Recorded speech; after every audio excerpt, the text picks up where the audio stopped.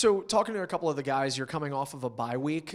From a coaching perspective, can that sometimes present a challenge? Yeah, a little bit. Again, you're out of routine, right? You don't have that game day week in, week out. But we had a half decent practice that hopefully got a lot of that stuff out, and we'll be ready to go here tonight. I would imagine that when it comes to that being a challenge, it's probably a little bit more so for the rookies and the younger players because they're just used to playing every week with field lacrosse, right? Yeah, to a certain extent. But again, routine's routine, right? And that's the one thing that we try to strive for. And like I say, they gear their week towards a Saturday game night. And if it's not there, sometimes it changes things. But hey, we, as you said, the veterans know what we're supposed to do. And again, hopefully it translates here tonight. A couple weeks ago, you guys won in Saskatchewan, and you're part of what reunited Ryan Smith and Ryan Lanchbury. What's it like to see that story unfold? And also, I mean, how did you think they performed? Like I say, it's nice. Again, it's a great story because, again, childhood friends from the get-go, right, playing on the same team and the same floor. It is something that doesn't happen very often, and they were good together. Again, you just kind of, again, with Lanch coming in here, just kind of thrown into the fire. We had a quick shoot around with him, and he was good. You could just kind of see that chemistry when they were in a two-man game. They were kind of instinctive as to what the other guy was going to do, and yeah, it was good. And again, at the same time, Lanch, sees the floor very well, so he was able to swing the ball and give our lefties an opportunity as well. So all around, all good so far. So often we're talking about guys that get goals and guys that get points. So Ryan Smith, a Connor Fields. I want to ask you about Joe Post. I've heard you mention him a couple of times in these post-game scrums, and he had a franchise best 24 face-off wins in Saskatchewan. How important is he to this team? Really important. Again, it just sort of keeps our momentum, kind of kills their momentum, that we're able to get the ball back at that kind of turnaround pace. So it's good. And again, right, he's been here for half a year last year, and he's gotten better every single time he stepped on the floor for us, not only on the face-off side of things, but defensively. Last year he would take a face-off and get off. Now if he's out there, guys aren't asking him to get off the floor. He'll play a strong shift out there for us and do a job. He was talking this morning about the biggest thing he's learning adjusting to box lacrosse is anticipation. He played those 5 games for you, as you mentioned, last year. What do you expect from him in his first full season? And do you think he can pick up on those things like anticipation to allow him more opportunities in the defensive zone? Yeah, and that's what the group around him is preparing him to do as well, being on floor during that time as well, right? So he's just got to sort of listen and trust.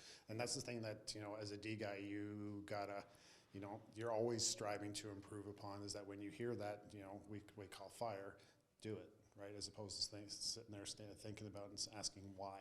Right, so it's a trust factor, and as the season goes, like I say, it belongs to everybody, and we, as a group, get better with it game in, game out. I want to ask you a couple of questions about Vancouver, starting with Adam Charlambides. Pretty good player. He's had 2 really good seasons, and he's off to a nice start here. Are you seeing anything with him? Like, what can you do to neutralize a player like that? Again, with him and like pretty much everybody that we play, it's a little bit by committee. And again, with Vancouver, Mouse coming in here has given them a little bit of structure, and they're buying into that initial set and then kind of playing off their natural abilities to go from there. So, like anybody, especially somebody like that can shoot, that can get inside, is that we gotta find that lane, get on hands as quick as we possibly can, and when the opportunity presents itself, we want to be as physical as we possibly can against him and against everybody. Wouldn't ask you to tip your hand fully here, but at this point, you've probably had a chance to look at Vancouver a little bit on video. Talking with Coates here earlier, I mean, their win against Georgia is kind of a statement win, the way they shut them down. So are there some just general things that you see about them that kind of make it a challenge? You know what? They are very disciplined in doing what they do, and it starts from Boldy, being in the right spot, and they're defensively putting the shooters in the right spot for Boldy, and defensively they're physical, probably one of the most physical teams we'll see this year. That again, 2 games in watching them, they're big, they're strong, and they get up the floor, and again, they're physical in that front end as well. They got a pretty big right side, but they're all moving and they're all on that same page. So we're going to have our hands full, and for us, hopefully, we'll be able to utilize our strengths and defensively. like be aware and be ready for what's next. That's one thing that we continually talk about, and especially with this group, because if you think one pick has been set and we're good, the second pick is coming on our back right after. So we just got to be prepared for that and hopefully give a little bit of pushback getting up the floor here a bit. You mentioned Aaron Bold. I mean, this is a guy that you've known, you've coached him a long time. What have you seen from his game so far this year? It's it's simple, and again, it's I think a lot of it is the guys in front of them. They're standing in those lanes and they're soaking those shots that allows Boldy to see the ball and make the easy stops. And again, you look at Georgia last week; they had a ton of shots against him, but he was square to the ball most of the night. So he's been really compact and really efficient. Speaking of Vancouver goalies, there's another one you're really familiar with, Connor O'Toole. I mean, obviously he's on the practice squad, but what is it like? I mean, obviously your son's been in the league now 2 years. Now you see Connor, another kid who you watched grow up, with Patty being around so much. Is it kind of that full circle moment? Like it's not too long ago that you and Patty were the young guys in the league, and now you guys are seeing your kids be the young guys in the league. Yeah, it is, because again, both of them were, this big when they were sitting in the locker room with us and sitting in the locker room together type deal. So yeah, it's great to see. And again, it'll be even nicer when he does that, get that opportunity to put on the jersey for real and step on the floor for real. It'll be a little more surreal for him and for us. But again, he's progressing. And like everybody, you got to keep progressing and keep getting better, because it's a short career if you don't. And speaking that you keep it in the relationships, Kurt Malosky, you know him very well. You're a teammate of him. You guys have both been coaches in the league a long time. What's it like matching up against another head coach like that who you know so well? It's fun, and again, Mouse and I are got kind of different personalities, and sometimes, as the game is progressing, either way, no matter what the score is, you kind of look across and it's a quick smile and a quick little chuckle, and it makes it fun and it makes it interesting. And again, I'm glad to see he's doing a great job there, and we're gonna have our hands full because of it.